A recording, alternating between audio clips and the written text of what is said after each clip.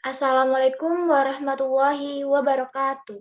Perkenalkan, kami dari kelompok 5 akan membahas tentang Towards Harmonization of Water Quality Management, a comparison of chemical drinking water and surface water quality standard around the globe. Sebelum membahas lebih lanjut, ada baiknya kita berkenalan terlebih dahulu. Kami terdiri dari ada Amanda Putri Rahayu, ada Hasna Maharani Khairunisa, ada saya Dini Rizkyani, dan ada Gigin Ade Savitri. Pada kesempatan kali ini, kami akan membahas tentang latar belakang, lokasi, metode, kesimpulan, serta pendapat. Yang pertama, latar belakang, yang akan dibahas oleh saudari saya, Hasna Maharani. Saya persilakan. Untuk menjaga kesehatan masyarakat serta ekosistem yang ada, jurisdiksi legislatif di seluruh dunia telah menerapkan peraturan dengan mengembangkan standar kualitas air atau WQS. WQS ini menggambarkan kondisi matriks air yang dibutuhkan serta bagaimana kondisi yang dapat dicapai. Hal ini dilakukan dengan cara menetapkan batas pengaturan pada konsentrasi yang diizinkan dari parameter tertentu atau sering disebut dengan baku mutu. Berhubungan dengan air minum, maka WHO memperkenalkan pedoman kualitas air minum atau GDWG yang berfungsi untuk menetapkan kualitas air yang diperlukan tersedia dan aman, bebas dari bau dan rasa. Tidak ada peraturan global yang mendefinisikan standar kualitas air minum yang aman. Pada setiap negara terdapat perbedaan dalam senyawa dan standar yang akan diukur. Berhubungan dengan air permukaan, tidak ada peraturan global yang diterima secara umum untuk WQS.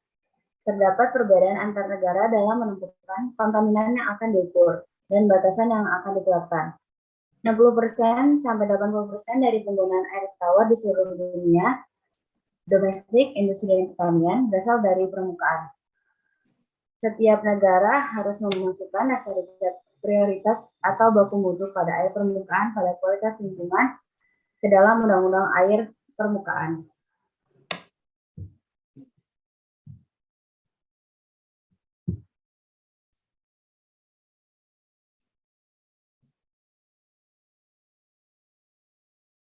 Oke, selanjutnya yaitu membahas tentang lokasi. Penelitian yang dilakukan dengan membandingkan daftar kimia yang digunakan pada kualitas air minum dan air permukaan pada 8 negara, yaitu Australia, Brazil, Kanada, China, Flanders, UI, Amerika Serikat, dan Afrika Selatan. Pemilihan negara tersebut dalam penelitian ini berguna memastikan bahwa setiap benua yang berpenduduk memiliki kesamaan analisis. Selanjutnya yaitu metode. Metode yang pertama yaitu standar kualitas air atau WQS, yang kedua yaitu statistika, yang ketiga ringkasan statistika, dan keempat indeks heterogenitas atau Sorensen, indeks dadu dan korelasi peringkat kendali, yang kelima pengujian hipotesis, yang keenam pengujian, dan yang terakhir adalah multidimension scaling.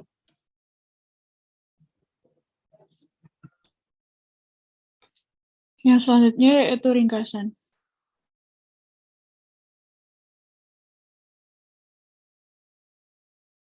Pada ringkasan kali ini terdapat 4 poin penting. Yang pertama, pada 8 negara yang diselidiki, terdapat 360 dan 298 standar unik dari masing-masing diidentifikasi untuk air minum serta air permukaan. Dari 360 standar air minum yang teridentifikasi, 39 atau 11% bagiannya ialah anorganik, dan 321 atau 89%-nya merupakan organik. Sedangkan untuk air permukaan, 42 atau 14%-nya dari 298 standar dianggap anorganik, dan 256 atau 86% bagiannya adalah organik.